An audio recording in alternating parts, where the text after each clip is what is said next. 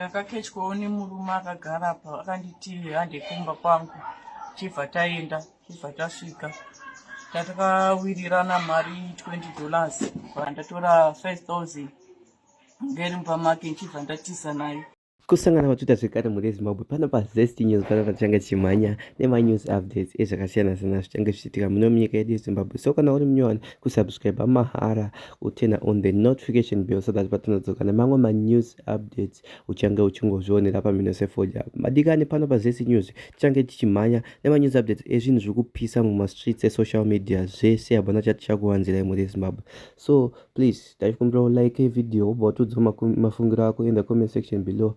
Please share this video kuti vatu vamwe vadikani veZimbabwe vaone chiitiko zvinenge zvichiitika pano paZesty News. Muri Zimbabwe munotenda nesupport yamunotipa.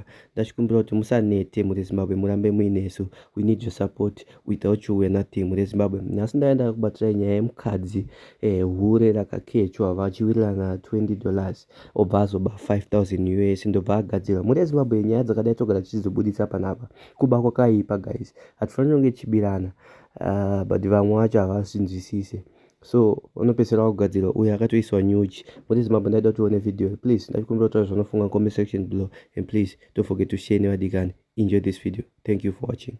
Ndakaketyawo nemurume akagara apa akanditi hande kumba kwangu, chibva taenda, chibva tasvika tatakawirirana mari $20 vandipa $20 yangu. Makuseni akanditi chigeza ndigone kukuperekedza, ndopakati ndakona kutenga chingwa.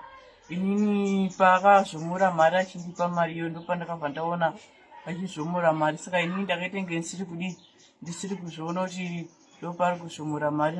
Ndopandakabva ndaiona patonditi chisara uchigeza ndakunotenga chingwa. Ndopandakabva ndatora bhaketi, pandakangomona kuti uyo akumberi ndopandakabva ndatora 5,000 ngeri mupamake nchibva ndatiza nayo. Chibva ndatiza naye chibva ndaenda. Paakadzoka ndopakatanga kundifonera kuti shamwari dzosa mari yangu yawanditorera mumba. Ndikati anombotora mari yangu saka wazotizei? Ndakati ndaona wanonoka.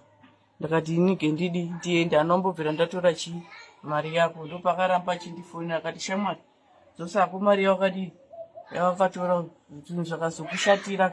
Ndopandakatanga kumutuka ndikamuti enda unomhangara kwaunoda, kana n'anga dzako dzauri kutemba idzodzo hapana zvadzinombondiita. Ndopandakazofonerwa ichinzi shamwari dzosa mari yawakadi yawakatora iyi, kozi munhu wawazotamba naye haaiti. Ndikati ndezvenyuzvo un'anga hwenyu hwo kuri kunyepera wanhu. Ndopandakazosvika pasai Yakatotitarisa. Yakatotitarisa.